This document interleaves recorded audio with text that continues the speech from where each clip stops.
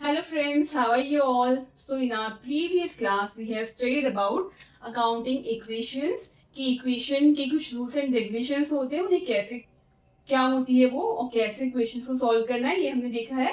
आज हम कुछ important transitions पढ़ने वाले हैं जो कि first आपकी आती है outstanding expenses। अब outstanding expenses होती क्या है? वो expenses जो कि ड्यू हो गए हैं बट हमने पे नहीं किए। अगर बात करते हैं आपके ऑफिस में कोई एम्प्लॉय है, आपने स्टाफ रखा हुआ है, तो क्या हुआ है कि पूरे महीने काम कर लिया उसने और 31st या फिर हम बात करें फर्स्ट को क्या हो गया, वो अमाउंट ड्यू हो गया। और अगर आपने फर्स्ट को पे नहीं किया तो आपके लिए क्या हो गया, वो आउटस्टैंडिंग एक्सपेंसेस। सो क्या होती है outstanding expenses? Due but not paid, यानी ड्यू हो गया है जो कि हमें पे करना है बट हमने पे नहीं किया है। तो ये क्या है? ये है हमारी लाइबिलिटी, क्योंकि क्या करना है, हमें इसे पे करना है। ये क्या है? आउटस्टैंडिंग एक्सपेंसेस पेबल होते हुए पे करना है और इसलिए क्या है? लाइबिलिटी। अब प्रीपेड एक्सपेंसेस की बात करते हैं, वो एक्सपेंसेस जो कि हमने एडवांस में पे कर दिए हैं। तो क्या हो जाएगा? Prepaid expenses paid in advance. अगर कहा जाए कि हमने क्या किया है, हमारा इलेक्ट्रिसिटी बिल एडवांस में पे कर दिया, इट मींस नेक्स्ट मंथ का भी हमने इस मंथ में पे कर दिया है, तो नेक्स्ट मंथ हमें पे नहीं करना पड़ेगा। तो एक तरह से हमारी एसेट हो गई वो। तो क्या है? प्रीपेड एक्सपेंसेस होते हैं पेड इन एडवांस, जो कि एडवांस में पे कर दिया है। और जब कुछ एडवांस हमने पे किया है तो वो क्या होती है? वो होती है हमारी असेट। Next, accrued income.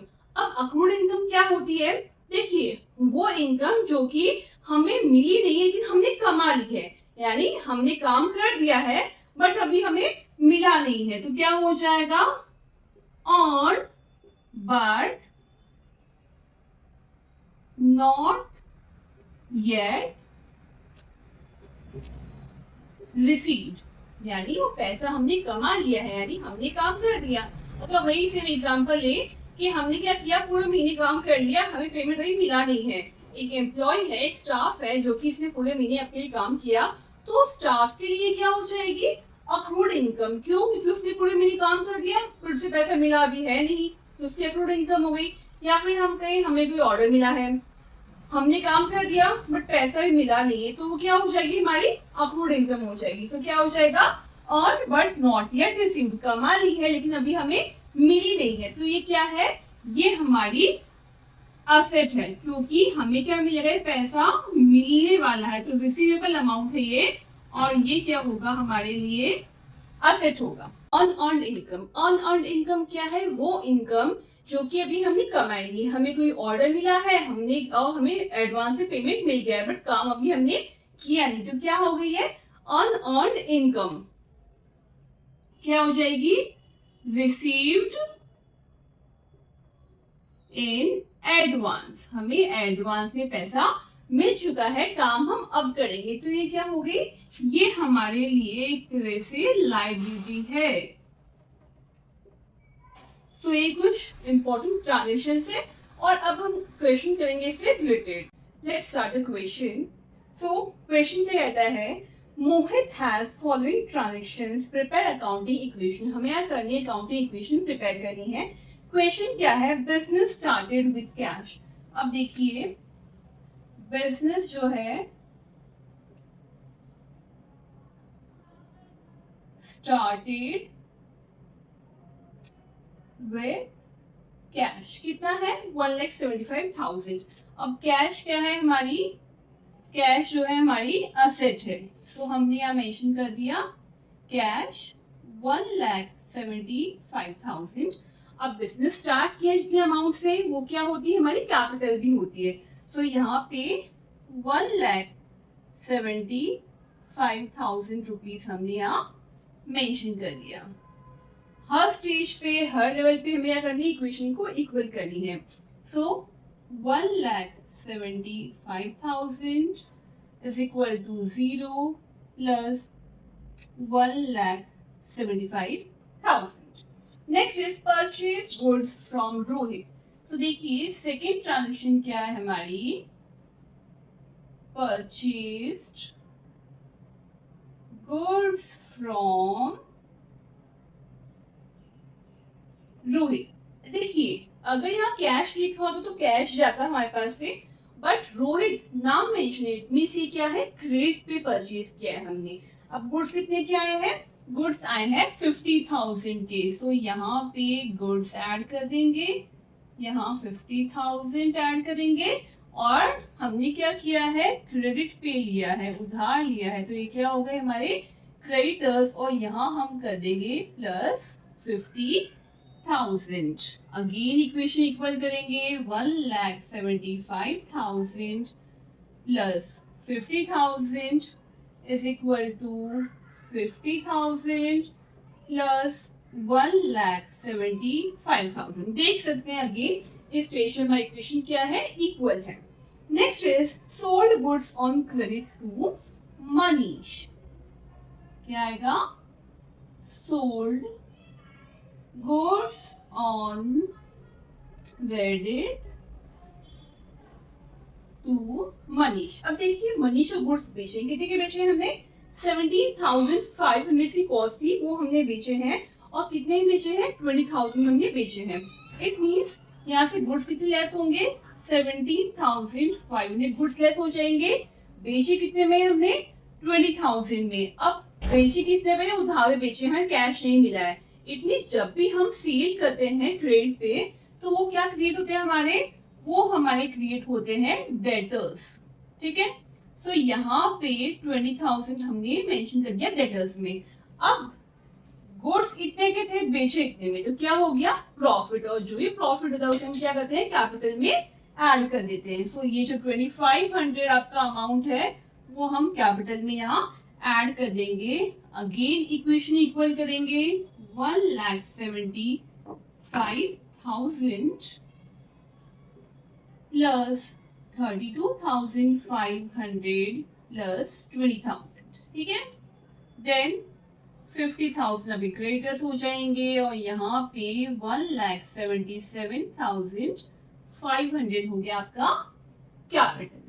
ठीक है, नेक्स्ट ट्रांजेक्शन आपकी purchased furniture for office use. So purchased furniture for office use, office use के लिए फर्नीचर परचेज किया है, कितना परचेज किया है, 10,000। सो यहाँ पे हमारे पास 10,000 कैश में से लेस कर देंगे हम, कैश में से लेस किया हमने 10,000, और 10,000 का आ जाएगा हमारे पास में furniture. Again 1,65,000 plus 32,500 plus 20,000 plus 10,000 is equals to 50,000 plus 1,77,500. ठीक है, next your fifth transaction is cash paid to Rohit in full settlement. अब देखिए कैश हमने दे दिया है रोहित को, cash paid to Rohit in full settlement. ठीक है, अब हमने यहाँ पे कैश दिया है रोहित को, कितना कैश दिया है, 48,500। देना कितना था हमें, 50,000 हमें पे करना था, हमने फुल सेटलमेंट कितना पे किया है, 48,500 पे किया है। देखिए कैश कितना गया हमारे पास से, कैश गया है 48,500। हमारे यहाँ पे क्रेडिटर्स कितने थे, रोहित कितना पे करना था, 50,000। तो यहाँ से पूरा 50,000 लेस हो गया। क्यों लेस हुआ, क्योंकि हमने कहा कि फुल सेटलमेंट पे हमने दे दिया, देना इतना था, दिया हमने इतना है, डिफरेंस का अमाउंट जो 1500 हो गया हमारा बेनिफिट हो गया, हमारा फायदा हो गया। तो जो भी हमारे इनकम और गेन होती है वो हम क्या करते हैं, कैपिटल में ऐड करते हैं।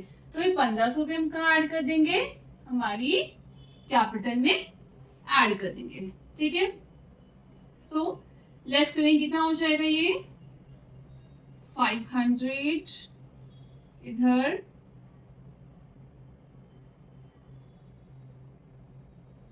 4 दफा 4 में से गया इधर 8, तो हो जाएगा 6 हो जाएगा। अगेन 5 में से 4 हो गया 1 और ये 1,16,500 हो गया आपका amount plus 32,500 plus 20,000 plus 10,000 is equal to, ये तो माइनस हो गया, यहाँ हो गया 0 प्लस 1,79,000 हो गया आपका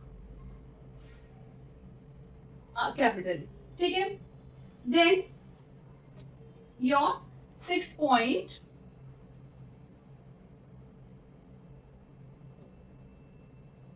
कैश रिसीव्ड फ्रॉम मनीष 20,000। अब देखिए हमने क्या किया था, मनीष को गुड्स बेचे थे, कैश, अच्छा रिसीव्ड फ्रॉम मनीष, सो आ जाएगा कैश रिसीव्ड फ्रॉम मनीष। कितना लिया था, 20,000 लिया, देखिए डेटर्स कितने के हैं, 20 लिया था और 20 हमें मिल गया है, इट मीन्स कैश आ गया है, तो 20,000 यहाँ कैश में ऐड कर दिया हमने, डेटर्स में से लेस कर दिया 20,000।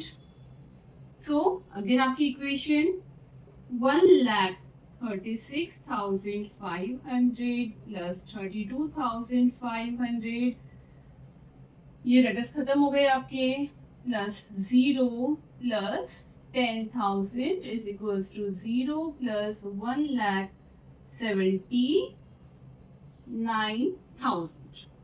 देन योर नेक्स्ट ट्रांजेक्शन जो कि है रेंट पेड किया है हमने 1,000 रुपीज। ठीक है, rent paid 1,000 rupees, it means cash गया है और क्योंकि एक्सपेंस है तो कैपिटल में से लेस करेंगे, यहाँ से लेस किया हमने 1,000 रुपीज और कैपिटल में से लेस किया हमने 1,000 रुपीज, कितना हो जाएगा अमाउंट देखिए 1,35,500 plus 32,500 plus 0 plus 10,000 is equal to 0 plus 1,78,000. Your next transaction, that is cash withdrew for personal use. Cash withdraw किया है personal use के लिए, तो क्या हो जाएगा cash withdrew for personal use, यानी क्या हो गया, पर्सनल यूज के लिए कैश निकाला तो वो ड्रॉइंग्स हो जाएगी, कितना अमाउंट है 3,000 रुपीज, तो 3,000 आपका कैश कम हो जाएगा और 3,000 ही आपकी कैपिटल कम हो जाएगी। अगेन इक्वेशन को इक्वल करेंगे, कितना हो जाएगा 1,32,500 plus 32,500 plus 0 plus 10,000 is equal to 0 plus 1,75,000. So आप देख सकते हैं टोटल कितना हो गया असेट्स प्लस लायबिलिटीज, यहाँ पे हो गया 1,75,000, यहाँ भी ऐड कर लेंगे 1,60,000, 65 and 75, 1,75,000। सो क्या हो गया, assets is equals to liabilities plus capital. इस तरह से आप क्वेश्चन कंप्लीट करेंगे।